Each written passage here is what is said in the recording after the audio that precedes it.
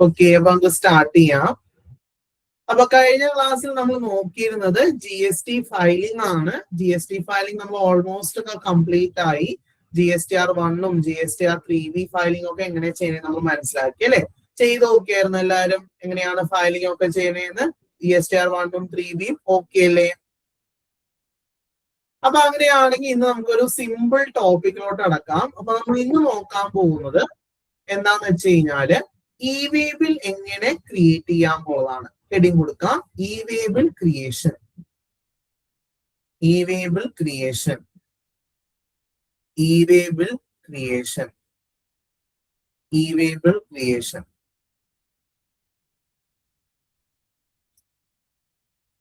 Okay,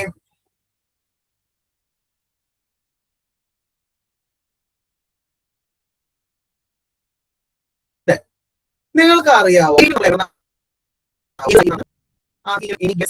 ഏത് site ഉപയോഗിച്ചാണ് നമ്മൾ ക്രിയേറ്റ് ചെയ്യുന്നത്? ഈ പറഞ്ഞ ഇ-വേ ബിൽ ഏത് സൈറ്റ് ആയിരിക്കും? പലരും വിചാരിക്കുന്നത് എന്താ, gst.government.in എന്നായിരിക്കില്ലേ പലരും വിചാരിക്കുന്നത്. എന്നാ ഇ-വേ ബിൽ ക്രിയേഷൻ നമുക്ക് സെപ്പറേറ്റ് ഒരു വെബ്സൈറ്റ് ഉണ്ട്. എന്താ വെബ്സൈറ്റ് എന്ന് അറിയാവോ? ഇ-വേ ബിൽ gst.government.in എന്ന് പറയുന്ന വെബ്സൈറ്റ് ആണ് നമ്മൾ യൂസ് ചെയ്യുന്നത്. ഇ-വേ ബിൽ gst.government.in എന്ന് പറയുന്ന വെബ്സൈറ്റ്. ഞാൻ ആ വെബ്സൈറ്റിന്റെ URL ഞാൻ നിങ്ങൾക്ക് ഷെയർ ചെയ്യാം. ഇതാണ് അതിന്റെ URL. ഓക്കെ, ഇ-വേ ബിൽ gst.government.in എന്ന് പറയുന്ന വെബ്സൈറ്റ് ആണ്. ഞാൻ ജസ്റ്റ് ഒന്ന് സ്ക്രീൻ ഷെയർ ചെയ്ത് കാണിച്ചു തരാം, എല്ലാവരും ഒന്ന് ശ്രദ്ധിക്കുക കേട്ടോ. ഇതാണ് ഞാൻ നേരത്തെ പറഞ്ഞ പോലെ ഇ-വേ ബിൽ എന്ന് പറയുന്ന ആ ഒരു സൈറ്റ് അല്ലെ? ഇ-വേ ബിൽ ക്രിയേഷൻ ചെയ്യുന്ന ആ ഒരു സൈറ്റ് ആണ് നിങ്ങളിപ്പോ കാണുന്നത്.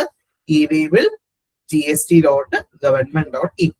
നമ്മൾ GST വെബ്സൈറ്റിൽ കയറുന്ന പോലെ തന്നെ നമുക്ക് എന്തുണ്ടാവും? ഇ-വേ ബില്ലിന് ഒരു യൂസർ ID ഉണ്ടാവും, പാസ്വേഡ് ഉണ്ടാവും, പിന്നെ അതുപോലെ തന്നെ നമുക്കൊരു ക്യാപ്ച എൻ്റർ ചെയ്യാൻ ഉണ്ടാവും. നമ്മൾ ESIയിലെ കണ്ടിട്ടില്ലേ ക്യാപ്ച എൻ്റർ ചെയ്യണത്? അതേപോലെ ഒരു ക്യാപ്ച എൻ്ററിങ് കൂടെ ഇതിനകത്ത് ഉണ്ടാവും. എന്നിട്ട് നമ്മൾ ലോഗിൻ ചെയ്യുകയാണ് നമ്മൾ ഇ-വേ ബിൽ ഇതിനകത്ത് നമ്മൾ ചെയ്യുന്നത്. ഓക്കെ, അപ്പൊ ഇ-വേ ബിൽ എവിടെന്നാ ജനറേറ്റ് ചെയ്ത് മനസ്സിലായി. പക്ഷെ ഏറ്റവും ആദ്യം ചോദ്യം ഇതാണ്, ഇ-വേ ബിൽ എന്താണ്? എന്താ ഇ-വേ ബിൽ? ആർക്കെങ്കിലും പറയാൻ പറ്റോ? What is e way bill? എന്താണ് ഇ-വേ ബിൽ? എന്താണ് നൗഫിയ ഇ-വേ ബിൽ? എപ്പോഴാണ് നമ്മൾ ഇ-വേ ബിൽ ജനറേറ്റ് ചെയ്യുക? ചുമ്മാ ജനറേറ്റ് ചെയ്തില്ലല്ലോ ഇ-വേ ബിൽ. നമ്മൾ ഒരു പർപ്പസ് ഇല്ലേ? പറഞ്ഞു. അയ്യോ കേൾക്കുന്നില്ലല്ലോ, കേൾക്കുന്നില്ല. അപ്പുറത്തെ ആളുടെ മൈക്ക് വെച്ച് പറഞ്ഞാലും മതി. ഇപ്പുറത്തെ ആളില്ലേ സെൻട്രലായ അതൊരു പറഞ്ഞു. ആ, 50,000 എമൗണ്ട് മാത്രമാണെങ്കിൽ ആണെങ്കിൽ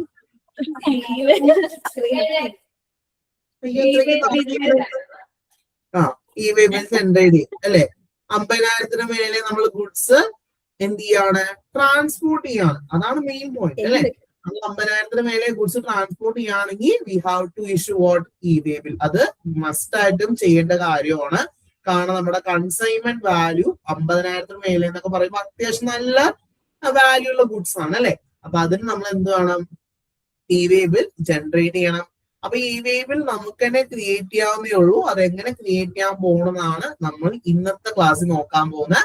ആസ് യു ഓൾ നോ, ഈ ഇ-വേ ബില്ലിന്റെ ഈ ഒരു സൈറ്റ് എന്ന് പറയുന്നത് ഒരു ഗവൺമെന്റ് വെബ്സൈറ്റ് ആയതുകൊണ്ട് തന്നെ നമുക്ക് എന്തായാലും ഇതിനകത്ത് പ്രാക്ടീസ് ഒന്നും ചെയ്യാൻ പറ്റത്തില്ല. അപ്പൊ നമ്മൾ എന്ത് തന്നെ ആശ്രയിക്കേണ്ടി വരും?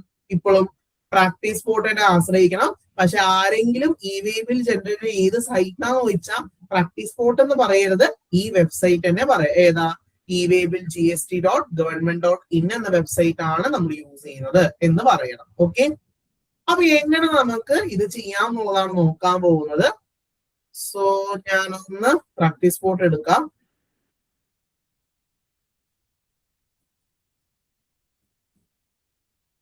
ഓക്കെ, പ്രാക്ടീസ് സ്പോട്ടില് ഞാനിപ്പോ എന്ത് ചെയ്യാൻ പോണെന്ന് വെച്ചാൽ ഓൾ കാറ്റഗറിയിൽ പോയിട്ട് ഇ-വേ ബിൽ സെലക്ട് ചെയ്ത് കൊടുക്കാം കേട്ടോ. ഇ-വേ ബിൽ സെലക്ട് ചെയ്ത് കൊടുക്കുമ്പോൾ ഓട്ടോമാറ്റിക്കലി ഇ-വേ ബില്ലിന്റെ ക്വസ്റ്റ്യൻസ് മാത്രമായിരിക്കും ഉണ്ടാവുക. ഇനി നമ്മൾ ചെയ്ത് നോക്കാൻ പോകുന്ന ക്വസ്റ്റ്യൻ എന്ന് പറഞ്ഞാൽ MH ട്രേഡേഴ്സ് ആണ് ചെയ്യുന്നത്. ഫസ്റ്റ് ക്വസ്റ്റ്യൻ ആണ് നമ്മൾ ചെയ്യാൻ പോകുന്നത് MH traders. Okay, MS traders എന്ന് പറയുന്ന ക്വസ്റ്റ്യൻ ആണ് നമ്മൾ E-Waybill ചെയ്യാൻ പോകുന്നത്. അപ്പൊ ഒബിയസ്ലി നമുക്ക് ആദ്യം തന്നെ എന്ത് ചെയ്യണം, ഈ ക്വസ്റ്റ്യൻ നമുക്കൊന്ന് ഡൗൺലോഡ് ചെയ്യണം അല്ലെ. നമുക്ക് ആദ്യം ഡൗൺലോഡ് ചെയ്യാം. ഡൗൺലോഡ് ക്ലിക്ക് ചെയ്യാം. അപ്പൊ നിങ്ങൾക്ക് മുകളിൽ കാണാൻ പറ്റും ഡൗൺലോഡ് ആയിട്ടുണ്ട്. ഇനി ജസ്റ്റ് ഇതൊന്ന് ഓപ്പൺ ചെയ്യാം. ഓപ്പൺ ചെയ്യുമ്പോൾ നിങ്ങൾക്ക് ഒരു PDF ഫയൽ കാണാൻ പറ്റും. ആ PDF ഫയൽ ജസ്റ്റ് ഒന്ന് ഓപ്പൺ ചെയ്ത് വെക്കാം. ഓക്കെ, ഇപ്പൊ PDF ഫയൽ നമ്മൾ ഓപ്പൺ ചെയ്തിട്ടുണ്ട്. പിന്നെ അത് കാണാൻ പറ്റും MS ട്രേഡേഴ്സ് എന്ന് പറയുന്ന ഒരു പാർട്ട്ണർഷിപ്പ് ഫേം ആണ്. അവർ ഇലക്ട്രോണിക് ഗാഡ്ജറ്റ്സ് ആണ് അവർ ഡീൽ ചെയ്യുന്നത്. അപ്പൊ അവരുടെ ബിസിനസ് പ്ലേസ് എന്ന് പറയുന്നത് ആലുവയിലാണ്. അവർക്ക് ജെമാർട്ട് എന്ന് പറഞ്ഞ കമ്പനിയിൽ നിന്നും ഓർഡർ കിട്ടി. അങ്ങനെയാണെങ്കിൽ MS ട്രേഡേഴ്സിന് അക്കൗണ്ടന്റ് ആയിട്ട് E-Waybill ജനറേറ്റ് ചെയ്യുക. എവിടെ, എന്തിനാ E-Waybill ജനറേറ്റ് ചെയ്യുന്നത്? നമ്മൾ ഗുഡ്സ് ട്രാൻസ്പോർട്ട് ചെയ്യാണ് Aluva to Maharajas junction. Okay, ആലുവയിൽ മഹാരാജാസ് ജംഗ്ഷൻ വരേക്ക് ഗുഡ്സ് ട്രാൻസ്പോർട്ട് ചെയ്യാണ്. അപ്പൊ ആ ഒരു ട്രാൻസ്പോർട്ടേഷൻ ഉള്ളതുകൊണ്ട് നമ്മൾ എന്ത് ചെയ്യണം, E-Waybill ജനറേറ്റ് ചെയ്യണം. എങ്ങനെ ജനറേറ്റ് ചെയ്യാൻ നോക്കിയാലോ? അപ്പൊ അതിന് നമുക്ക് ലോഗിൻ ഡീറ്റെയിൽസ് തന്നിട്ടുണ്ട്, യൂസർ ID തന്നിട്ടുണ്ട്, പാസ്വേഡ് തന്നിട്ടുണ്ട്. നമുക്ക് എന്ത് ചെയ്യണം, ആദ്യം ഈ ഡീറ്റെയിൽസ് വെച്ച് നമുക്കൊന്ന് ലോഗിൻ ചെയ്യാം. ഓക്കെ, ആദ്യം നമുക്ക് ഈ ഒരു ഡീറ്റെയിൽസ് വെച്ച് പ്രാക്ടീസ് പോർട്ടിൽ നമുക്ക് ലോഗിൻ ചെയ്യാം. റൺ കൊടുക്കാം. റൺ കൊടുക്കുമ്പോൾ ഉണ്ടോ നമ്മുടെ മറ്റേ ഈ ഒരു വെബ്സൈറ്റ് പോലെ തന്നെയില്ലേ, E-Waybill വെബ്സൈറ്റ് പോലെ തന്നെയല്ലേ ഇതും, കണ്ടില്ലേ? ഏകദേശം സെയിം തന്നെയാണ് അല്ലെ. അപ്പൊ അതിനകത്ത് user name first of all കൊടുക്കാം, എന്നിട്ട് പാസ്വേഡ് കൊടുക്കാം MH@2023. പിന്നെ ക്യാപ്ച ചോദിക്കുന്നുണ്ട്, ക്യാപ്ച കൊടുക്കുക Q3LGH. എന്നിട്ട് ഇത്രയേ ഉള്ളൂ. എന്നിട്ട് ലോഗിൻ കൊടുക്കുക. ലോഗിൻ കൊടുക്കുമ്പോഴേക്കും നമ്മൾ E-Waybill ആ ഒരു വെബ്സൈറ്റിനകത്ത് ലോഗിൻ ആവും. അപ്പൊ നിങ്ങൾക്ക് അങ്ങനെ ഒരു OT എന്ന് പറയാ, ഒരു പോപ്പ് മെസ്സേജ് കാണാൻ പറ്റും. ഈ പോപ്പ് മെസ്സേജ് എന്ത് ചെയ്യുക, തൽക്കാലം നിങ്ങൾ ഓക്കെ അടിച്ചു കൊടുക്കുക. ഓക്കെ, പിന്നെ ഒരു കാര്യം പറയാനുള്ളത് എന്താണെന്ന് വെച്ചാൽ, നമ്മളൊരു E-Waybill ക്രിയേറ്റ് ചെയ്ത ഇറ്റ് കനോട്ട് ബി മോഡിഫൈഡ്. ഇപ്പൊ എക്സാമ്പിൾ നൗഫി ഒരു E-Waybill ക്രിയേറ്റ് ചെയ്തു, ക്വാണ്ടിറ്റി മാറിപ്പോയി നിൽക്കാം. അങ്ങനെയാണ് നൗഫിക്ക് എന്ത് ചെയ്യാൻ പറ്റില്ല, ആ E-Waybill എഡിറ്റ് ചെയ്യാനൊന്നും പറ്റത്തില്ല. എന്ത് ചെയ്യണം, ആ E-Waybill ക്യാൻസൽ ചെയ്യേണ്ടതായിട്ട് വരും നൗഫിക്ക്. അപ്പൊ ഇൻ കേസ് നമ്മൾ E-Waybill ക്രിയേറ്റ് ചെയ്യുന്ന സമയത്ത് മിസ്റ്റേക്സ് വന്നു കഴിഞ്ഞാൽ നമുക്ക് അത് എഡിറ്റ് ചെയ്യാനൊന്നും ഓപ്ഷൻ ഇല്ല. only thing we can do is to delete or to cancel such E-Waybill. E-Waybill എന്ത് ചെയ്യണം, ക്യാൻസൽ ചെയ്യേണ്ടി വരും. അപ്പൊ ശ്രദ്ധിച്ചു വേണം നിങ്ങൾ എന്ത് ചെയ്യാൻ, E-Waybill ജനറേറ്റ് ചെയ്യാൻ. എന്തെങ്കിലും മിസ്റ്റേക്ക് പറ്റിയാൽ പിന്നെന്താ, ആദ്യം തൊട്ട് വീണ്ടും ചെയ്യേണ്ടി വരും. ആ ഒരു കാര്യം എപ്പോഴും മൈൻഡിൽ ഓർമ്മ വേണം. ഓക്കെ, അപ്പൊ അങ്ങനെയാണ് നമുക്ക് എങ്ങനെ ഒരു E-Waybill ജനറേറ്റ് ചെയ്യാൻ നമുക്ക് നോക്കാം. ഇത് നമ്മുടെ ഡാഷ്ബോർഡ് ആണ്. നമുക്ക് കാണാം കഴിഞ്ഞ 7 ദിവസങ്ങളിലായിട്ട് എത്ര E-Waybill ജനറേറ്റ് ചെയ്തു, എത്ര എണ്ണം ക്യാൻസൽ ചെയ്തു, എത്ര എണ്ണം റിജക്ട് ചെയ്തു എന്ന എല്ലാ ഡീറ്റെയിൽസ് നമുക്ക് എന്ത് ചെയ്യാൻ പറ്റും, കാണാൻ പറ്റും. ഇനി നമുക്ക് E-Waybill എങ്ങനെ ക്രിയേറ്റ് ചെയ്യാൻ നോക്കാം. ക്രിയേറ്റ് ചെയ്യാനായിട്ട് ഈസി ആയിട്ട് പറയുകയാണെങ്കിൽ നേരെ നിങ്ങൾ E-Waybill എടുക്കുക. ലെഫ്റ്റ് സൈഡിൽ കാണാൻ പറ്റും E-Waybill, കൺസോളിഡേറ്റഡ് E-Waybill, റിജക്ട് എന്നൊക്കെ പറഞ്ഞ് കാണാം. അതിനകത്ത് നിങ്ങൾ E-Waybill എടുക്കാം. E-Waybill എടുത്തതിന് ശേഷം ജനറേറ്റ് ന്യൂ കൊടുക്കാം. നമ്മൾ ഒരു E-Waybill ആണ് ക്രിയേറ്റ് ചെയ്യണമെങ്കിൽ ജനറേറ്റ് ന്യൂ ആണ് കൊടുക്കുന്നത്. ജനറേറ്റ് ന്യൂ കൊടുത്തതിന് ശേഷം നിങ്ങൾക്ക് കാണാം ഇതാണ് E-Waybill ഫോം. നമ്മളൊരു ഗൂഗിൾ ഫോം ഫില്ല് ചെയ്യില്ലേ, അതേപോലെ തന്നെ ഒരു ഫോം ആണ് നിങ്ങൾക്ക് ഉള്ളത്. ഈ ഫോമിനകത്ത് എന്ത് ചെയ്ത് കൊടുത്താൽ മതി, ഡീറ്റെയിൽസ് എല്ലാം കൊടുക്കുക. അതാണ് നിങ്ങൾ ചെയ്യേണ്ട പരിപാടി എന്ന് പറഞ്ഞത്. ഓക്കെ, അപ്പൊ ആദ്യം പറഞ്ഞിരിക്കുന്ന സപ്ലൈ ടൈപ്പ് ആണ്. എന്തായിരിക്കും സപ്ലൈ ടൈപ്പ്? നമ്മൾ ആക്ച്വലി ജെമാർട്ടിന് സെല് ചെയ്യാം. MS ട്രേഡേഴ്സ് എന്ത് ചെയ്യുന്നു, ജെമാർട്ടിന് സെല് ചെയ്യുന്നു. അപ്പൊ എന്ത് സപ്ലൈ ആയിരിക്കും, ഔട്ട്വേർഡ് സപ്ലൈ ആയിരിക്കും അല്ലെ. പുറത്തോട്ടല്ല നമ്മൾ സപ്ലൈ ചെയ്യുന്നത്. അപ്പൊ നമ്മൾ സപ്ലൈ ടൈപ്പ് ഔട്ട്വേർഡ് ആണ് കൊടുക്കേണ്ടത്. അപ്പൊ ആദ്യം എന്താ ചോദിച്ചിരിക്കുന്നത്, സപ്ലൈ ടൈപ്പ് ഔട്ട്വേർഡ്. അത് കഴിഞ്ഞ് സപ്ലൈ ടൈപ്പ്, അതായത് സബ് ടൈപ്പ് ആണ് ചോദിച്ചിരിക്കുന്നത്. ഔട്ട്വേർഡ് സപ്ലൈ ആണ്. ഔട്ട്വേർഡ് സപ്ലൈ തന്നെ എന്ത് സപ്ലൈ ആ, അവിടെ നിങ്ങൾക്ക് കാണാം സപ്ലൈ ഉണ്ട്, എക്സ്പോർട്ട് ഉണ്ട്, ജോബ് വർക്ക് ഉണ്ട്, പിന്നെ അതുപോലെ തന്നെ recipient not own, for own use, അങ്ങനെ പല റീസൺസ് ഉണ്ടാവും അല്ലെ. നമ്മൾ ഈ പറയുന്ന E-Waybill ജനറേറ്റ് ചെയ്യാൻ അതിൽ ഏത് റീസണാ നമ്മളിവിടെ കൊടുക്കേണ്ട, സപ്ലൈ ആണ് കൊടുക്കേണ്ടത്. ഓക്കെ, സപ്ലൈ കാരണം എന്താ, നമ്മൾ സെയിൽ ചെയ്യാണ്. സെയിൽ എന്ന് പറഞ്ഞാൽ എന്താ, സപ്ലൈ ആണ്. സോ നമ്മളിവിടെ സപ്ലൈ കൊടുക്കുക. ഇനി വിചാരിക്കും ഇപ്പൊ സാർ നമ്മൾ ഈ പറഞ്ഞ ബാക്കി കേസ് നമ്മൾ എപ്പോ കൊടുക്കും, ഇപ്പൊ നീ എക്സ്പോർട്ട് ചെയ്യാണ്. എക്സ്പോർട്ട് ചെയ്യുകയാണെങ്കിൽ എന്ത് കൊടുക്കണം, എക്സ്പോർട്ട് കൊടുക്കണം അല്ലെ. അതുപോലെ തന്നെ ഒരു ബ്രാഞ്ചിൽ നിന്ന് മറ്റൊരു ബ്രാഞ്ചിലോട്ട് ട്രാൻസ്ഫർ ചെയ്യാം. ഇപ്പൊ എറണാകുളം ബ്രാഞ്ചിൽ നിന്ന് കാലിക്കറ്റ് ബ്രാഞ്ചിലോട്ട് ട്രാൻസ്ഫർ ചെയ്യാം. അപ്പൊ നമ്മൾ എന്ത് കൊടുക്കും, ജോബ് വർക്ക് കൊടുക്കും. ഓക്കെ, നമ്മൾ സോഹോയിൽ പഠിച്ചിട്ടില്ലേ, നമ്മൾ ഒരു ബ്രാഞ്ചിൽ നിന്ന് മറ്റൊരു ബ്രാഞ്ചിലോട്ട് കൊണ്ടുപോകുമ്പോൾ എന്താ കൊടുക്കുക, ജോബ് വർക്ക് ആണ് കൊടുക്കുക. പിന്നെ എക്സിബിഷൻ ഒക്കെ യൂസ് ചെയ്യുകയാണെങ്കിൽ എക്സിബിഷൻ ഓഫ് ഫെയർ കൊടുക്കുക. ഇനി നമ്മളുടെ സ്വന്തം യൂസിന് വേണ്ടി ഗുഡ്സ് ട്രാൻസ്പോർട്ട് ചെയ്യുകയാണെങ്കിൽ ഫോർ ഓൺ യൂസ് കൊടുക്കാം. അങ്ങനെ നമുക്ക് ഏതാണോ ഇത് നമ്മളത് കൊടുക്കുക. ഓക്കെ, അത് കഴിഞ്ഞ അടുത്ത ഡോക്യുമെന്റ് ടൈപ്പ് ആണ്. ഇവിടെ ഡോക്യുമെന്റ് ടൈപ്പ് നിങ്ങൾ ടാക്സ് ഇൻവോയ്സ് ആണ് കൊടുക്കേണ്ടത്. ബിൽ ഓഫ് സപ്ലൈ ഉണ്ട്. ബിൽ ഓഫ് സപ്ലൈ നമ്മൾ എപ്പോഴാണ് കൊടുക്കുക? കോമ്പോസിഷൻ സ്കീം എന്ന കേസിനാണ് അല്ലെ നമ്മൾ ബിൽ ഓഫ് സപ്ലൈ കൊടുക്കുന്നത്. അപ്പൊ ആ കേസ് ആണെങ്കിൽ നിങ്ങൾ ബിൽ ഓഫ് സപ്ലൈ കൊടുക്കുക. അപ്പൊ തൽക്കാലം ഞാൻ ടാക്സ് ഇൻവോയ്സ് ആണ് കൊടുക്കുന്നത്. അടുത്തത് ഡോക്യുമെന്റ് നമ്പർ. ഏത് നമ്മൾ ഈ ടാക്സ് ഇൻവോയ്സ് ഇല്ലേ, ഈ ടാക്സ് ഇൻവോയ്സിന്റെ നമ്പർ ആണ്. ആ നമ്പർ നിങ്ങൾക്ക് ഇവിടെ കാണാൻ പറ്റും. ഇൻവോയ്സ് നമ്പർ എത്രയാ? 1234 ആണ്. അത് അവിടെ അടിച്ചു കൊടുക്കുക. 1234 ഇവിടെ നിങ്ങൾക്ക് കാണാം. പ്രൊഡക്റ്റ് ഡീറ്റെയിൽസ് ആണ് ആ ഒരു ഹെഡിങ്ങിനകത്ത്. ഇൻവോയ്സ് നമ്പർ 1234 ആ നമ്പർ അവിടെ അടിച്ചു കൊടുക്കുക. പിന്നെ ഡോക്യുമെന്റ് ഡേറ്റ്. ഡോക്യുമെന്റ് ഡേറ്റ് സാധാരണ ഓട്ടോമാറ്റിക്കലി അപ്ഡേറ്റ് ആവും. കാരണം എന്താണെന്ന് വെച്ചാല് അപ്ഡേറ്റ് ആവുന്ന വെച്ചാൽ പ്രസന്റ് ഡേറ്റ് ആയിരിക്കും എപ്പോഴും അപ്ഡേറ്റ് ആവാം. ഇന്ന് 15/6/2026 ആണ്. പ്രസന്റ് ഡേറ്റ് ആയിരിക്കും എപ്പോഴും ഡോക്യുമെന്റ് ഡേറ്റ് ആയിട്ട് എടുക്കുക. അത് ഓട്ടോമാറ്റിക്കലി ആ പ്രസന്റ് ഡേറ്റ് അവിടെ അപ്ഡേറ്റ് ആകും. പിന്നെ ട്രാൻസാക്ഷൻ ടൈപ്പ് ആണ്. ട്രാൻസാക്ഷൻ ടൈപ്പ് നിങ്ങൾ ഇവിടെ റെഗുലർ സെലക്ട് ചെയ്യുക. Okay, regular. പിന്നെ അത് ഇവിടെ ബിൽ ഫ്രം എന്ന് വന്ന് കാണാൻ പറ്റും. Bill from. അപ്പൊ നിങ്ങൾക്ക് ഇവിടെ കാണാൻ പറ്റും ബിൽ ഫ്രം എന്നുള്ളിടത്ത് ഓൾറെഡി പേര്, GST നമ്പർ, സ്റ്റേറ്റ് ഇതെല്ലാം ഓട്ടോമാറ്റിക്കലി വന്നിട്ടുണ്ടാവും. എന്തുകൊണ്ടായിരിക്കും ഓട്ടോമാറ്റിക്കലി വന്നിട്ടുണ്ടാവും? വൈ? ഞാൻ ഇതുവരെ MS ട്രേഡേഴ്സുമായി ബന്ധപ്പെട്ട് ഒന്നും കൊടുത്തിട്ടില്ലല്ലോ. പിന്നെ എന്തുകൊണ്ടായിരിക്കും ഓട്ടോമാറ്റിക്കലി ഡീറ്റെയിൽസ് വരാൻ കാര്യം? പേരും GST നമ്പറും സ്റ്റേറ്റ് ഒക്കെ എന്തുകൊണ്ടായിരിക്കും? ഇനി ഐഡിയ എന്തുകൊണ്ടായിരിക്കും? കാരണം നമ്മളുടെ കമ്പനിയുടെ ലോഗിൻ ഡീറ്റെയിൽസ് വെച്ചല്ലേ കയറിയിരിക്കണേ. പിന്നെ നമ്മുടെ കമ്പനി ഡീറ്റെയിൽസ് അല്ലാണ്ട് പിന്നെ വേറെ ആരുടെ വരാനാണ്? അല്ലെ? ഒന്ന് ആലോചിച്ച് നോക്കിയേ. ഇപ്പോ ഞാൻ കയറിയിരിക്കുന്ന എന്റെ കമ്പനിയുടെ ലോഗിൻ, MS ട്രേഡേഴ്സ് എന്ന് പറഞ്ഞ കമ്പനിയുടെ ലോഗിൻ യൂസർ നെയിമും പാസ്വേഡ് വെച്ചിട്ടാണ് ഞാൻ കയറിയിരിക്കുന്നത്. അപ്പൊ പിന്നെ എന്റെ കമ്പനി ഡീറ്റെയിൽസ് എല്ലാം ആദ്യം വരത്തുള്ളൂ. അപ്പൊ അതുകൊണ്ട് ബിൽ ഫ്രം എന്താണ്? ഓട്ടോമാറ്റിക്കലി എന്റെ കമ്പനിയുടെ പേര്, GS നമ്പർ ഒക്കെ എന്ത് വന്നോളും? ഓട്ടോമാറ്റിക് ആയിട്ട് വന്നോളും. അത് അങ്ങനെയാണ്. നിങ്ങൾ ശരിക്കും ക്രിയേറ്റ് ചെയ്യുന്ന സമയത്താണേലും ഓട്ടോമാറ്റിക് ആയിട്ട് ഡീറ്റെയിൽസ് എല്ലാം വരും. പിന്നെ നിങ്ങൾ ചിലപ്പോൾ അഡ്രസ്സ് കൊടുക്കേണ്ടി വരും. ആ അഡ്രസ്സ് കൊടുക്കണം. കാരണം എന്താന്ന് വെച്ചാൽ വെയർ ഹൗസ് ഒക്കെ നമ്മൾ എന്തായാലും ഡിസ്പാച്ച് ചെയ്യുന്നതൊക്കെ വേറെ വെയർ ഹൗസ് ഒക്കെ ആയിരിക്കുമല്ലോ. അപ്പൊ അഡ്രസ്സ് മാത്രം നമ്മളായിട്ട് അപ്ഡേറ്റ് ചെയ്ത് കൊടുത്താൽ മതി. അഡ്രസ്സ്. അപ്പൊ അഡ്രസ് നമുക്ക് ക്വസ്റ്റനിൽ തന്നിട്ടുണ്ട്. MS ട്രേഡേഴ്സിന്റേത് എന്താ? Rose Nagar, bank junction, Aluva. അപ്പൊ നമുക്കത് ഓരോന്നായിട്ട് കൊടുക്കാം. ആദ്യം റോസ് നഗർ. പിന്നെ എന്താണ്? ബാങ്ക് ജംഗ്ഷൻ ആണ്. ബാങ്ക് ജംഗ്ഷൻ അടുത്തതിൽ കൊടുക്കാം. പിന്നെ അത് കഴിഞ്ഞ് പ്ലേസ് എന്ന് പറയുന്ന ആലുവയാണ്. ആലുവയും കൊടുക്കാം. ആലുവ,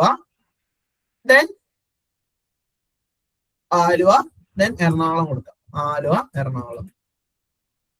ഓക്കെ, ദെൻ പിൻകോഡ് കൊടുക്കാം. പിൻകോഡ് എന്ന് പറയുന്നത് 68312.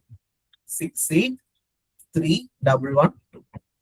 ഓക്കെ, അങ്ങനെ അഡ്രസ് മാത്രം. ഈ ഡിസ്പാച്ച് ഫ്രം ഇല്ലേ, ഈ ഡിസ്പാച്ച് ഫ്രം മാത്രം നിങ്ങൾ തന്നെ കൊടുക്കുക. അത് കഴിഞ്ഞ് ബിൽ ടു. എന്താണ് ബിൽ ടു?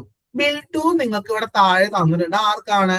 ജെമാർട്ടിനാണ്. അപ്പൊ ജെമാർട്ട് എന്ന കമ്പനി അവിടെ ടൈപ്പ് ചെയ്ത് കൊടുക്കുക. ജെമാർട്ട്. പിന്നെ അവരുടെ GST നമ്പർ ആണ്. GST നമ്പർ ശ്രദ്ധിക്കുക. ഈ GST നമ്പർ കോപ്പി പേസ്റ്റ് ചെയ്യുന്ന സമയത്ത് ലോക്ക് ആവും. ഓക്കെ, അപ്പൊ ശ്രദ്ധിച്ചു വേണം നിങ്ങൾ എൻ്റർ ചെയ്ത് കൊടുക്കാൻ. പിന്നെ വൺസ് അത് ലോക്ക് ആയി കഴിഞ്ഞാൽ പിന്നെ നമുക്കത് എഡിറ്റ് ചെയ്യാനൊന്നും പറ്റത്തില്ല. അപ്പൊ നിങ്ങൾ കൊടുക്കുമ്പോൾ ശ്രദ്ധിച്ചു വേണം കൊടുക്കാനായിട്ട്. അപ്പൊ ഞാനിവിടെ എന്ത് ചെയ്യാണ്? GS നമ്പർ കൊടുക്കുകയാണ്. GS നമ്പർ കൊടുക്കുമ്പോൾ കണ്ടോ, ഇപ്പൊ അത് ഞാൻ ലോക്കായി കിടക്കാം. എനിക്ക് എന്ത് ചെയ്യാൻ പറ്റില്ല? ഇത് എഡിറ്റ് ചെയ്യാനൊന്നും പറ്റത്തില്ല. ഓക്കെ, അപ്പൊ വൺസ് നിങ്ങൾ GS നമ്പർ എൻ്റർ ചെയ്ത് കൊടുത്തു കഴിഞ്ഞാൽ അത് ലോക്കായി കിടക്കും. എന്ന് വെച്ചാൽ ഡിസ്പ്ലേ ആയിട്ട് കിടക്കും. നമുക്ക് അത് എഡിറ്റ് ചെയ്യാനൊന്നും പോസിബിൾ അല്ല. പിന്നെ അത് കഴിഞ്ഞ് സ്റ്റേറ്റ് ആണ്. സ്റ്റേറ്റ് സെലക്ട് ചെയ്യുക. എന്താ സ്റ്റേറ്റ്? കേരളയാണ് സ്റ്റേറ്റ്. ഞാൻ കേരള എന്ന് പറഞ്ഞ് സെലക്ട് ചെയ്ത് കൊടുക്കാം. പിന്നെ അതുപോലെ തന്നെ ഷിപ്പ് ടു, അതായത് ആർക്കാണ് ഞാൻ സെൻഡ് ചെയ്യുന്നത്, ആ സെൻഡ് ചെയ്യുന്ന ആളുടെ അഡ്രസ് എന്താണ്? മഹാരാജാസ് ജംഗ്ഷൻ, എറണാകുളം, കേരള. അതവിടെ കൊടുക്കാം. മഹാരാജാസ് ജംഗ്ഷൻ, പിന്നെ എറണാകുളം. പ്ലേസ് എറണാകുളം. പിന്നെ സ്റ്റേറ്റ് കേരളയാണ്. ദെൻ പിൻകോഡ് കൊടുക്കുക 682011. ഓക്കെ, അങ്ങനെ ബിൽ ടു ഷിപ്പ് ടു കൊടുക്കും. അത് കഴിഞ്ഞ അടുത്തത് ഐറ്റം ഡീറ്റെയിൽസ് ആണ്. നമ്മൾ ഐറ്റംസ് ഇങ്ങനെ ഓരോന്നായിട്ട് നമ്മൾ കൊടുക്കണം. എന്തൊക്കെ ഐറ്റംസ് ആ കൊടുക്കുന്നത്? നമുക്ക് ആകെ ഒറ്റ ഐറ്റം ഉള്ളൂ, 32 ഇഞ്ച് സ്മാർട്ട് TV അല്ലെ. അപ്പൊ ആദ്യം നമുക്ക് ഐറ്റത്തിന്റെ പേര് കൊടുക്കാം. 32 ഇഞ്ച് സ്മാർട്ട് TV. പിന്നെ ഡിസ്ക്രിപ്ഷൻ ഒന്നും കൊടുക്കണ്ട. പിന്നെ HSN കോഡാണ്, HSN കോഡ് തന്നിട്ടുണ്ട് 852872. അത് അവിടെ കൊടുക്കാം, 852872. പിന്നെ അത് കഴിഞ്ഞ് ക്വാണ്ടിറ്റി യൂണിറ്റ് ഒക്കെയാണ്. ക്വാണ്ടിറ്റി എന്ന് പറയുന്നത് 15 ആണ്. 15 യൂണിറ്റ് എന്ന് പറയുന്നത് എന്താണ്? NOS ആണ്. സോ നമുക്ക് ഇവിടെ NOS കൊടുക്കാം. ദെൻ അത് കഴിഞ്ഞ് ടാക്സബിൾ വാല്യൂ ആണ്. ടാക്സ് വാല്യൂ എത്രയാ? 15,000 ആണ്. നമുക്കിവിടെ 15,000 കൊടുക്കാം. ഓക്കെ. പിന്നെ അത് കഴിഞ്ഞ് നമുക്ക് GST റേറ്റ് ആ കൊടുക്കണ്ടേ. അപ്പൊ CGST പ്ലസ് SGST ആണ്. അപ്പൊ നമ്മൾ എന്താ കൊടുക്കണ്ടേ? 18% ആണ് GST. കണ്ടില്ലേ? 18% ആണ് GST. അപ്പൊ CGST എത്രയായിരിക്കും? ഓരോന്നും 9% ആയിരിക്കും. അപ്പൊ നമ്മൾ എന്ത് ചെയ്യണം? 9+9 വേണം കൊടുക്കാൻ. 18 എന്ന് പറയുമ്പോൾ എന്താ? 9+9 അല്ലേ? അപ്പൊ 9+9 തന്നെ കൊടുക്കാം. IGST റേറ്റും കൊടുക്കണം. എത്രയാ? 18% ആണ്. 18 തന്നെ കൊടുക്കാം. ഓക്കെ. അപ്പൊ നിങ്ങൾക്ക് കാണാം, നമ്മൾ ഈ റേറ്റ് അവിടെ കൊടുക്കുമ്പോൾ automatically CGST amount, SGST amount ഒക്കെ ഓട്ടോമാറ്റിക്കലി വന്നോളും. കണ്ടില്ലേ താഴെ? അപ്പൊ നമുക്ക് ഇവിടെ കാണാം ടോട്ടൽ ഇൻവോയ്സ് എമൗണ്ട് എന്ന് പറയുന്നത് 20,400 ആണ് മൊത്തത്തിൽ വരുന്നത്. ഓക്കെ. മൊത്തം എത്രയാണ്? 20,400 അല്ല, സോറി, CGST SGST വരത്തില്ല നമുക്ക്. സോറി, CGST SGST ആണ് വരുന്നത്. അപ്പൊ 9+9 കൊടുത്താൽ മതി. IGST വേണ്ട കേട്ടോ, IGST വേണ്ട, IGST നോട്ട് ആപ്ലിക്കബിൾ ആണ്. ഓക്കെ, സോറി, IGST നമുക്ക് ഇല്ല. കാരണം എന്താ? ആലുവ ടു എറണാകുളം എന്ന് പറയുമ്പോൾ എന്തായിരിക്കും? ഇൻട്രാ സ്റ്റേറ്റ് അല്ലേ? അപ്പൊ CGST SGST മാത്രം കൊടുത്താൽ മതി. ഇന്റർ സ്റ്റേറ്റ് ആവുമ്പോൾ എന്ത് കൊടുത്താൽ മതി? IGST കൊടുക്കാം. ഇപ്പൊ നമുക്ക് ഇവിടെ CGST SGST മാത്രമേ ഉള്ളൂ. അപ്പൊ ടോട്ടൽ വരുന്നത് 17,700. കണ്ടില്ലേ? പിന്നെ അത് കഴിഞ്ഞ് ട്രാൻസ്പോർട്ടേഷൻ ഡീറ്റെയിൽസ് ആണ്. അത് നിങ്ങൾക്ക് എല്ലാവർക്കും അറിയാം അല്ലെ? ഈ ട്രാൻസ്പോർട്ടേഷൻ ഡീറ്റെയിൽസ് ആരാ ഫില്ല് ചെയ്യുന്നത്? ആരാ ഫില്ല് ചെയ്യുക ട്രാൻസ്പോർട്ടേഷൻ ഡീറ്റെയിൽസ്? നമുക്കറിയാം ഇ-വേബിളിൽ 2 ഫോം ഉണ്ട്. പാർട്ട് A ഉണ്ട്, പാർട്ട് B ഉണ്ട് അല്ലെ? പാർട്ട് A എന്ന് പറയുന്നത് കൺസൈനി ആണ് ഫില്ല് ചെയ്യുന്നത്. പാർട്ട് B ആരാ ഫില്ല് ചെയ്യുന്നത് അറിയോ? ആരാണ് പറഞ്ഞേ? നിങ്ങൾ പഠിച്ചിട്ടുണ്ട് GST-ല്. പറഞ്ഞേ, ആരാണ് പാർട്ട് A ഫില്ല് ചെയ്യുന്നത്? അതായത് ആ ട്രാൻസ്പോർട്ടർ ആണ് ഫില്ല് ചെയ്യുന്നത്. Very good first. അപ്പം ട്രാൻസ്പോർട്ടർ ആണ് എന്ത് ചെയ്യുന്നത്? അവരുടെ ട്രാൻസ്പോർട്ടർ ID, പേര്, അങ്ങനത്തെ ഡീറ്റെയിൽസ് എല്ലാം അവരാണ് ഫില്ല് ചെയ്യുക. ചില സമയത്ത് കൺസൈനിയും ഫില്ല് ചെയ്യാറുണ്ട്, കുഴപ്പമൊന്നുമില്ല. കൺസൈനി ഫില്ല് ചെയ്തെന്ന് വെച്ച്, അല്ലെങ്കിൽ ആര് ഫില്ല് ചെയ്യും? ട്രാൻസ്പോർട്ടർ ആയിരിക്കും യൂഷ്വലി ഫില്ല് ചെയ്യുന്നത്. അപ്പൊ ട്രാൻസ്പോർട്ടേഷൻ ഡീറ്റെയിൽസിനകത്ത് വെഹിക്കിൾ നമ്പറും കിലോമീറ്ററും തന്നിട്ടുണ്ട്. ആക്ച്വലി ഈ ഇ-വേബിൾ സൈറ്റിന്റെ പ്രത്യേകത എന്ന് അറിയോ? കിലോമീറ്റേഴ്സ് ഓട്ടോമാറ്റിക്കലി ഇവർ കണ്ടുപിടിക്കും. എങ്ങനെയാണ്? കിലോമീറ്റേഴ്സ് ആക്ച്വലി ഇവർ തന്നെ കണ്ടുപിടിക്കും. ഇപ്പൊ നമ്മൾ ആക്ച്വലി ഇവിടെ കൊടുത്തിരിക്കുന്നത് ആലുവ, ഇവിടെ എറണാകുളം അല്ലെ? അപ്പൊ ഈ ആലുവ എറണാകുളം തമ്മിലുള്ള ഡിസ്റ്റൻസ് എന്ത് ചെയ്യും? ഓട്ടോമാറ്റിക്കലി ഇവർ കാൽക്കുലേറ്റ് ചെയ്യും. അപ്രോക്സിമേറ്റ് ഡിസ്റ്റൻസ് എന്നാണ് കാണാം, അവിടെ ഓട്ടോമാറ്റിക്കലി കാൽക്കുലേറ്റ് ചെയ്യും. പക്ഷെ ഈ 60 എന്നുള്ളത് ശരിക്കും തെറ്റാണ്. കാരണം എന്താണെന്ന് വെച്ചാൽ അത് പ്രാക്ടീസ് സ്പോട്ടിന്റേതായിട്ടുള്ള പ്രശ്നമാണ്. ശരിക്കുള്ള സൈറ്റിനകത്ത് എങ്ങനെയാ? കറക്റ്റ് ആക്യുറേറ്റ് ആയിട്ടുള്ള കിലോമീറ്റേഴ്സ് അവിടെ കാണാം. ആക്യുറേറ്റ് അല്ല, ഒരു അപ്രോക്സിമേറ്റ്. ഇപ്പൊ 25 കിലോമീറ്റർ ആണെങ്കിൽ 25 കിലോമീറ്റർ എന്ന് പറഞ്ഞാൽ അപ്രോക്സിമേറ്റ് ആ വാല്യൂലോട്ട് എത്തിക്കും. സോ ജസ്റ്റ് എന്ത് ചെയ്യുക? കിലോമീറ്റർ അവിടെ ജസ്റ്റ് മാറ്റി കൊടുക്കുക. 24 നമ്മൾ ഇതിനെ ടൈപ്പ് ചെയ്ത് കൊടുത്തേക്കാം. ആക്ച്വലി എങ്ങനെയാ? ഇത് ഓട്ടോമാറ്റിക്കലി ഇ-വേബിളിന്റെ സൈറ്റ് തന്നെ കാൽക്കുലേറ്റ് ചെയ്ത് അവിടെ വന്നോളും. നമ്മളിപ്പോ പ്രാക്ടീസ് സ്പോട്ട് ചെയ്യുന്നതുകൊണ്ട് തന്നെ ടൈപ്പ് ചെയ്ത് കൊടുക്കാം. ഓക്കെ. പിന്നെ അത് കഴിഞ്ഞ് ഞാൻ നേരത്തെ പറഞ്ഞ പോലെ വെഹിക്കിൾ നമ്പർ കൊടുക്കണം. വെഹിക്കിൾ നമ്പർ ഓൾറെഡി നമ്മുടെ ക്വസ്റ്റിനകത്ത് ഉണ്ട്. ഈ വെഹിക്കിൾ നമ്പർ അതുപോലെ തന്നെ ഒന്ന് കോപ്പി ചെയ്ത് കൊടുക്കാം. ഓക്കെ. പിന്നെ നമുക്കിവിടെ ആദ്യം മോഡ് ചോദിച്ചിട്ടുണ്ട്. മോഡ് എന്താണ്? Road, rail, air. ഏതാ? റോഡ് വേസ് ആണ്. നമ്മൾ റോഡ് തന്നെ കൊടുക്കണം. പിന്നെ വെഹിക്കിൾ ടൈപ്പ് റെഗുലർ ആണ്, നോർമൽ വെഹിക്കിൾ ആണ്, അതവിടെ കൊടുക്കാം. പിന്നെ അത് കഴിഞ്ഞ് വേറെ ഒന്നും ചെയ്യാനില്ല. വെഹിക്കിൾ നമ്പറും ഈ പറഞ്ഞ മോഡും കൊടുത്തതിന് ശേഷം നമുക്ക് പ്രിവ്യൂ ചെയ്യാം. എന്ന് വെച്ചാൽ ഇ-വേബിൾ നമുക്ക് അറിയാലോ, ഓൾറെഡി ഞാൻ പറഞ്ഞു, വൺസ് നിങ്ങൾ ഒരു ഇ-വേബിൾ ക്രിയേറ്റ് ചെയ്താൽ ഇറ്റ് കനോട്ട് ബി മോഡിഫൈഡ് അല്ലെ? നമുക്കത് ക്യാൻസൽ ചെയ്ത് വരും. പിന്നെ അപ്പൊ അതിനേക്കാൾ നല്ലത് എന്താ? നമ്മളെല്ലാം പ്രോപ്പർലി ചെക്ക് ചെയ്തിട്ട് മാത്രം ക്രിയേറ്റ് ചെയ്യുക. അപ്പൊ എന്ത് ചെയ്യുക? പ്രിവ്യൂ കൊടുക്കുക. അപ്പൊ പ്രിവ്യൂ കൊടുക്കുമ്പോൾ ചില ഡീറ്റെയിൽസ് ഫില്ല് ചെയ്തിട്ടില്ല എന്ന് പറഞ്ഞു വാർണിംഗ് മെസ്സേജ് വന്നിട്ടുണ്ട്. അപ്പൊ എന്താ ഡീറ്റെയിൽസ് ഫില്ല് ചെയ്യാതെ നമുക്ക് നോക്കാം. ഓക്കെ, അത് പൊക്കോളും, കുഴപ്പമൊന്നുമില്ല. അപ്പൊ നിങ്ങൾക്ക് കാണാം ഇ-വേബിളിന്റെ ഒരു പ്രിവ്യൂ കാണാൻ പറ്റും. കണ്ടില്ലേ? നമ്മൾ ഇ-വേബിൾ ഏകദേശം ഇതുപോലെ ആയിരിക്കും. എല്ലാ ഡീറ്റെയിൽസും കറക്റ്റ് അല്ലേ എന്നുള്ളത് നമ്മൾ ആദ്യം എന്ത് ചെയ്യണം? എൻഷുർ ചെയ്യാം. കറക്റ്റ് ആണെന്ന് എൻഷുർ ചെയ്തതിന് ശേഷം ബാക്ക് അടിക്കാം. കറക്റ്റ് ആണെന്ന് എൻഷുർ ആയതിനു ശേഷം ബാക്ക് അടിക്കാം. ബാക്ക് അടിച്ചിട്ട് നിങ്ങൾ എന്ത് ചെയ്യുക? സബ്മിറ്റ് കൊടുക്കാം. ഓക്കെ, ബാക്ക് അടിച്ചതിന് ശേഷം എന്ത് ചെയ്യാം? സബ്മിറ്റ്. അത്രേ ഉള്ളൂ, കഴിഞ്ഞു. ഇപ്പൊ സബ്മിറ്റ് കൊടുത്തതിന് ശേഷം ജസ്റ്റ് ഈ ഓക്കെ കൊടുക്കുക, കണ്ടിന്യൂ ചെയ്യാം, ഓക്കെ കൊടുക്കാം. ഷിഫ്റ്റ് ടു പി എൻ അത് നോക്കണ്ട, അങ്ങനെ വാണിംഗ് മെസ്സേജ് എന്തായാലും ഓക്കെ കൊടുത്തിട്ടാൽ മതി. കണ്ടില്ലേ, ഇതുപോലെ നിങ്ങൾക്ക് ഇ-വേ ബില്ല് കിട്ടും. ഇങ്ങനെയാണ് ഒരു ഇ-വേ ബില്ല് കാണുന്നത്. കണ്ടില്ലേ, ഇങ്ങനെയായിരിക്കും ഒരു ഇ-വേ ബില്ല് വരുന്നത്. ഇനി നിങ്ങൾ എന്ത് ചെയ്യുക, അത് ഡൗൺലോഡ് ചെയ്യുക. പറഞ്ഞ ഫസ്ന എന്താ ഡൗട്ട്? സാർ ഇപ്പൊ അത് ട്രാൻസ്പോർട്ട് ചെയ്യുന്ന ആളാണ് ഫില്ല് ചെയ്യുന്നതെന്ന് പറഞ്ഞല്ലോ. അപ്പൊ നമ്മൾ ട്രാൻസ്പോർട്ടിങ് ഏജൻസി വഴിയാണ് നമ്മളിപ്പോ ഇത് ട്രാൻസ്പോർട്ട് ചെയ്യുന്നതെന്നുണ്ടെങ്കിൽ ആ ഭാഗം കമ്പനി പൂരിപ്പിക്കേണ്ടതുണ്ടോ? ഇല്ലില്ല, അത് ആ ട്രാൻസ്പോർട്ട് ഏജൻസി ആയിരിക്കും പൂരിപ്പിക്കേണ്ടത്. Okay okay. അപ്പൊ ജസ്റ്റ് ഈ പറഞ്ഞ ഇ-വേ ബില്ല് ക്രിയേറ്റ് ചെയ്തതിനു ശേഷം നമുക്ക് പ്രിന്റ് കൊടുത്താൽ മതി. പ്രിന്റ് കൊടുത്തതിന് ശേഷം നിങ്ങൾ എന്താ പറയാ PDF ഒക്കെ സെലക്ട് ചെയ്ത് കൊടുത്ത് പ്രിന്റ് കൊടുക്കുക. That's it. അപ്പൊ എന്താകും, നമ്മുടെ ഇത് പ്രിന്റ് ആയി കിട്ടും. ഇ-വേ ബില്ല് എന്ന് പറഞ്ഞു കൊടുക്കാം. E way bill November December. Okay, അപ്പൊ അത് അങ്ങോട്ട് പ്രിന്റ് ആയി കിട്ടും. ജസ്റ്റ് വേണമെങ്കിൽ ഒന്ന് ഇതിനകത്ത് സേവ് ആയി കിടക്കണ്ടോ നോക്കാം. സേവ് ആയി കിടക്കുന്നുണ്ട്, നമുക്കൊന്ന് ഓപ്പൺ ചെയ്യാം. കണ്ടില്ലേ, ഇതുപോലെ നിങ്ങൾക്ക് ഇ-വേ ബില്ല് കിട്ടും. ഇത്രയേ ഉള്ളൂ. ക്ലിയർ അല്ലേ എല്ലാവർക്കും? എങ്ങനെയാണ് ഒരു ഇ-വേ ബില്ല് ജനറേറ്റ് ചെയ്യുന്നത് മനസ്സിലായോ? ഓക്കെ അല്ലേ? ഓക്കെ ആണെങ്കിൽ താമസപ്പെട്ട എല്ലാവരും ഓക്കെ. അപ്പൊ ഇത്രയാണ് നമുക്ക് എന്ത് വരുന്നത്, GST ഫയലിങ്ങിനകത്ത് വരുന്ന ടോപ്പിക്കുകൾ. GSTR 1, 3B, അതുപോലെ തന്നെ ഇ-വേ ബിൽ ക്രിയേഷൻ. അപ്പൊ എന്ത് ചെയ്യാ, പെൻഡിങ് വർക്കുകൾ എന്തെങ്കിലും ഉണ്ടെങ്കിൽ അതൊക്കെ ഇരുന്ന് കംപ്ലീറ്റ് ചെയ്യാം. പറഞ്ഞോ ഫസ്ന, എന്തായിരുന്നു? സാർ നമ്മളിപ്പോ 50,000 എബവ് ഉള്ളപ്പോഴല്ല ഇങ്ങനെ ചെയ്യുന്നത്. അപ്പൊ ബിൽ ടു ഒരു പാർട്ടിയുടെ പേരല്ലേ എഴുതിയത്. ഇനി നമ്മള് ഒരു പാർട്ടിയുടെ അല്ല, നമ്മൾ മൊത്തത്തിൽ പല പാർട്ടികൾക്കായിട്ട് അയക്കുമ്പോഴാണ് 50,000 എബവ് വരുന്നെന്നുണ്ടെങ്കിൽ അങ്ങനെയല്ല, എങ്ങനെയാണ്? അങ്ങനെ നോക്കണ്ട. നമ്മൾ ഓരോ പാർട്ടി വീതമാണ് നമ്മൾ നോക്കണം. അല്ലാണ്ട് നമ്മള് ഇപ്പൊ ഒരു പാർട്ടിക്ക് കൺസൈൻമെന്റ് വാല്യൂ 50,000 മേലെ ആയിരിക്കണം. അല്ലാണ്ട് മൊത്തം നോക്കിയിട്ട് 50,000 മേലെ എന്നല്ല നമ്മൾ നോക്കേണ്ടത്. ഓരോ പാർട്ടിക്കും 50,000 മേലെ ഉണ്ടോ എന്നാണ് ചെക്ക് ചെയ്യേണ്ടത്. അപ്പൊ ഓരോ പാർട്ടിക്കും 50,000 മേലെ ഉണ്ടെങ്കിലാണ് നമ്മൾ അത് ട്രാൻസ്പോർട്ട് ചെയ്യുമ്പോൾ ഇ-വേ ബില്ല് ഇഷ്യൂ ചെയ്യേണ്ടതുള്ളൂ. അതെ അതെ അതെ, അങ്ങനെയാണ് ചെയ്യേണ്ടത്. അല്ലാണ്ട് മൾട്ടിപ്പിൾ പാർട്ടീസ് നമ്മൾ ഒറ്റയടിക്ക് ട്രാൻസ്പോർട്ട് ചെയ്യുമ്പോൾ നമുക്ക് അതിന്റെ ആവശ്യമില്ല. ഓക്കെ. ഓക്കെ, അപ്പൊ അതോടെ നമ്മുടെ GST ഫയലിംഗ് കംപ്ലീറ്റ് ആയി.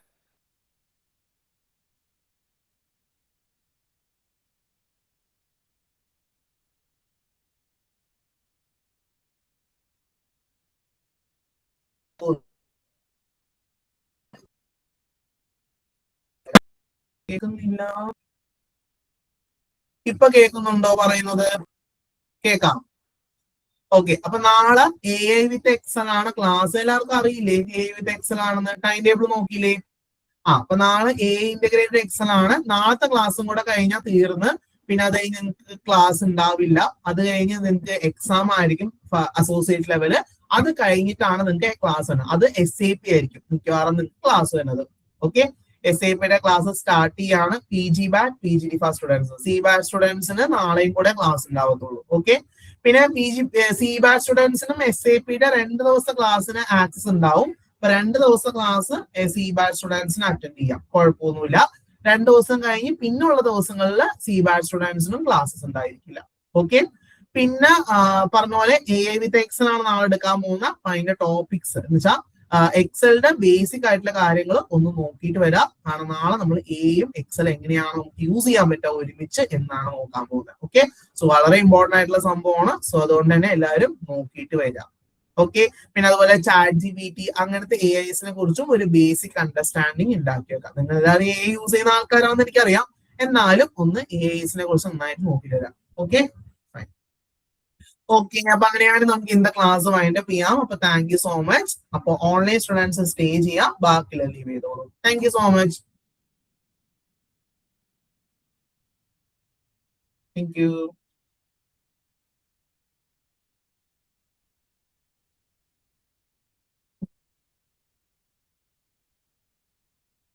സർ,